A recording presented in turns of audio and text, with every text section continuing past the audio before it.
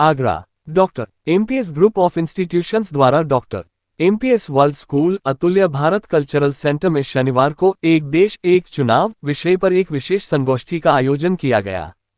इस अवसर पर भारतीय जनता पार्टी के राष्ट्रीय महामंत्री एवं सांसद अरुण सिंह मुख्य अतिथि के रूप में उपस्थित रहे।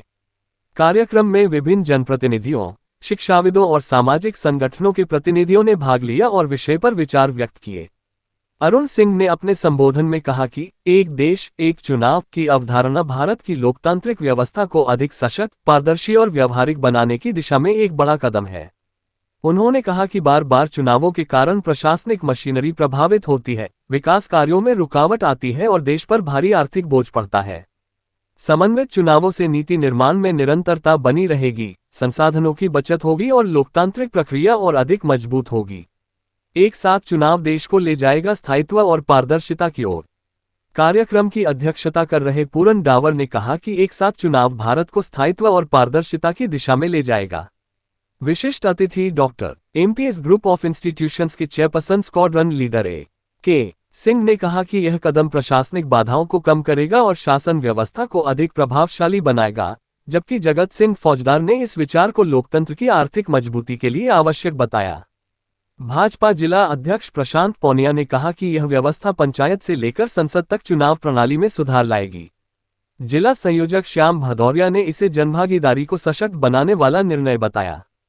सांसद राजकुमार चाहर ने इस व्यवस्था को विकास कार्यों में निरंतरता लाने वाला बताया। प्रदेश महामंत्री राम प्रताप सिंह चौहान ने कहा कि यह प्रधानमंत्री नरेंद्र मोदी के लोकतांत्रिक सुधारों के विजन का अहम हिस्सा है। उत्तर प्रदेश सरकार के पूर्व राज्य मंत्री चौधरी उदयभान सिंह ने कहा कि देश को एक नई दिशा देने के लिए यह एक आवश्यक पहल है। विधायक रानी पक्षालिका सिंह ने जनता को बार बार मतदान से राहत मिलने की बात कही, जबकि विधायक भगवान सिंह कुशवाहा ने इसे लोकतंत्र की दक्षता बढ़ाने वाला विचार बताया। विधायक छोटेलाल वर्मा ने कहा कि इससे प्रशासनिक प्रक्रिया में स्थायित्व आएगा और योजनाएं समय पर पूरी हो सकेंगी। जिला पंचायत अध्यक्ष डॉक्टर मंजू भदौरिया ने कहा कि इससे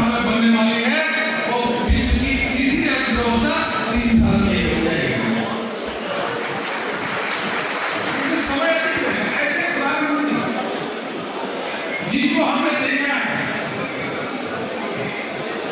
जिनमें सर्वपूर्ण संपन्न है, नेतृत्व में क्या होना चाहिए, नेतृत्व ऐसा व्यक्ति होना चाहिए जिस पे भरोसा हो, जो लोकप्रिय हो, जो बड़े निर्णय ले सकता हो, जो त्यागी और तपस्वी हो।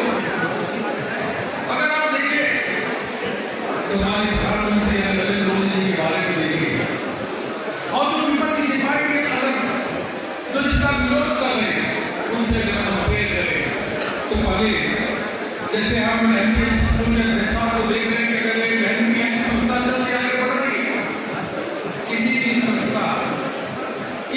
संस्था का देश में किसी भी पार्टी का जो नेतृत्व करने वाला है उसकी सोच क्या है, वो कैसा है, जिस प्रकार की सोच होगी उस पर व्यक्तित्व उसी प्रकार से वो संस्था आगे बढ़ेगी, आगे बढ़ेगा। प्रधानमंत्री मोदी जी ने देखिए वो 2014 से पहले जो कहा उन्होंने किया, गरीबों के जीवन में पानी से लेकर के, बिजली से लेकर के, राशन से लेकर के, मकान से लेकर के, गरीबों के जीवन में उत्थान किस प्रकार से हो, एक एक करके उन्होंने किया। इसलिए गरीबों का विश्वास है, भरोसा है। और तभी तो देश के प्रधानमंत्री कोविड के समय अगर कहते हैं कि 140 करोड़ देशवासी अपने घरों की नई बजाय खाली लगाने का काम करें और देश का संकल्प है तो 140 करोड़ देशवासी प्रधानमंत्री जी के आह्वान में खाली मिल जाता है, खाली मिल जाता है। यह विश्वास होता है क्योंकि समाज विकास ही जो काम करते हैं ये वन नेशन उसी दिशा में आगे देश का प्रधानमंत्री जो नेतृत्व कर रहा है, जो भी उसमें यह होना चाहिए केवल निर्णय लेकर भरोसा विश्वास तो है, उसमें क्या गुण होना चाहिए, वो भावना लोग की है। हम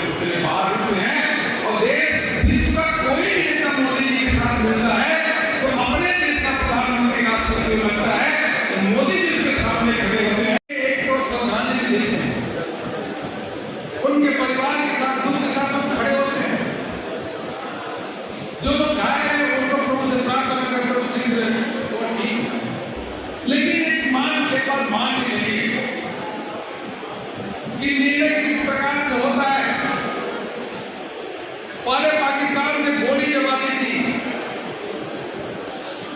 तो उस समय दिल्ली में पूछा जाता था, उसका जवाब देना है कि नहीं देना है। यह देश में इस प्रकार से परिवर्तन है मोदी जी के आने के बाद। उन्होंने कहा कि अगर उधर से गोली आती है तो गोला डालो। वहां आपने पहले भी देखा, उधर से जब घटना हुई की घटनाएं घटी, जाकर उनके पाकिस्तान के घर में नहीं किया है और प्रधानमंत्री जी सेनाओं से बोल दिया कि सेना खुली छूट है, पाकिस्तान में जाकर के घुस करके उनके मारने का काम करो, या प्रधानमंत्री जी का निर्णय है। मैं मान के चलता बहुत बड़ी कार्रवाई होगी और हम सबको इस बात का भरोसा और विश्वास है कि पाकिस्तान ने कल्पना में भी नहीं सोचा होगा, जिसकी बात प्रधानमंत्री मोदी जी ने कहा है कि उसकी कल्पना से ऊपर जाकर के पाकिस्तान को इसका करारा जवाब, आतंकवादियों को करारा जवाब देके रहेंगे और सभी देशवासी इसके साथ एक साथ खड़े हुए निर्णय लेने वाले प्रधानमंत्री। एक बात और नेता में होना चाहिए, वह नेता तभी तो भरोसा विश्वास होता है, वह नेता जो नेतृत्व करने वाला उसमें सर्वगुण संपन्नता के साथ एक बात हो कि वह त्यागी और तपस्वी ईमानदार है। तो विश्व का सबसे बड़ा कर सुधार जीएसटी को लागू किया। लोग कहते थे कि गब्बर सिंह टैक्स है, वह गब्बर सिंह टैक्स जो करके मजाक उड़ाते थे, अभी अप्रैल का जो जीएसटी आया है वह 2,37,000 करोड़ रुपए, एक महीने का जीएसटी कलेक्शन 2,37,000 करोड़ रुपए।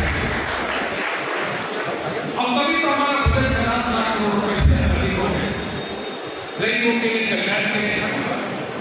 उसी प्रकार से नेशनल एजुकेशन पॉलिसी, बड़े से बड़े निर्णय लेना और तो और जो पहलगाम की घटना है, इस 100 साल में एक बार देश को नेतृत्व करने वाला ऐसा व्यक्ति मिलता है जिसका नाम है नरेंद्र मोदी।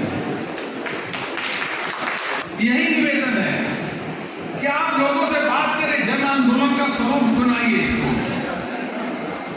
और धीरे धीरे इतना आपको मालूम, जैसा अभी राजकुमार जी बता रहे थे, पहले चुनाव एक साथ हमारे होते थे, एक 1952, 1957, 1962, 1967। वो संत से मिला तो संत ने कहा कि रंजी ऐसा है, आप काम करो और मेहनत करो। उनका बालाजी बहुत मेहनत कर रहा हूँ, आनंद मार्केट थे। उन्होंने कहा था कि इसलिए मैं देख रहा हूँ ऐसा व्यक्ति मोदी जी के रूप में जो निर्णय लेने वाला व्यक्ति है, इस प्रकार का व्यक्तित्व वाला, जिस गति से भारत देश गति से आगे बढ़ रहा है, इसके होता 71 में चुनाव होना था, 70 में कर दिया कांग्रेस ने। फिर उसके बाद कांग्रेस का समय है, कांग्रेस ने राज्य सरकार को बर्खास्त किया। यह इसलिए उत्पन्न हुआ, कांग्रेस ने 132 बार राज्य सरकार को सरकारों को बर्खास्त किया। इंदिरा गांधी ने 50 बार राज्य सरकारों को बर्खास्त कर दिया। और 1980 में 3 दिनों में कांग्रेस की कार्यकर्ता थी, राज्य सरकारों को बार बार बर्खास्त कर देता। लोकसभा का देश का विकास होगा। भारत इतना बड़ा देश, विश्व का सबसे बड़ा आबादी वाला देश, भारत में विकास तो ऑल ऑब्जेक्शन करते हैं, बढ़ेगी, इन्फ्लेशन भी कम होगा और मान के चलना जो अभी पूछ सकते हैं, अगर कोई सपा वाले विरोध करे, कांग्रेस लोग विरोध करे, तो उनसे बात करना है कि भाई 18,000 पेज की रिपोर्ट है, 191 दिन तक लाई, सरकार ने व्यापकता के साथ कमेटी बनाई, उस कमेटी का अध्यक्षता कर रहे राम सदस्य, उन 8 लोगों ने 2 सितंबर 2023 से उन लोगों ने जो काम शुरू किया, विधानसभा में अलग, लोकसभा में अलग, वोटर लिस्ट विधानसभा में अलग, लोकसभा में अलग, अगर यह काम खत्म हो जाएगा 60,000 रुपए हमारे जो चुनाव के खर्चे थे बढ़ते बढ़ते